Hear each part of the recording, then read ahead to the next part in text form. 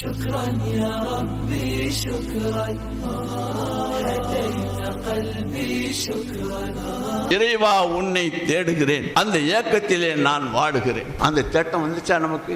அந்த வாட்டம் நம்ம மனசுல உணரப்பட்டுச்சா? எப்பத்தான் உணர்றது? முகத்துல கஃன் வந்த பின்னாலியா? பிரயோஜனம் இல்லையே. துன்யாவில் இருக்கும் போதே யாரை சந்திக்க போகிறோமோ அவரை பற்றி நாம் தெரிந்து கொள்ள வேண்டும். அந்த அறிமுகத்தை நாம் பெறுவது தான் இர்ஃபானுடைய ஷேக் முரீதுடைய தொடர்பு. அந்த தொடர்பை நீங்கள் பெற்று அல்லாஹ்வுடைய அறிமுகத்தை பெற்றுக்கொண்டு விட்டால் லா ஹவுஃபுன் அலைஹிம் வலாஹும் யஹ்ஸனூன், சென்ற காலத்தை நினைத்து வருத்தப்பட்டு கொண்டிருக்கக்கூடிய நிலையே ஏற்படாது.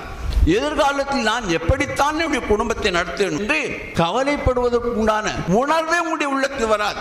شكرا يا ربي شكرا هديت قلبي شكرا نورت دربي شكرا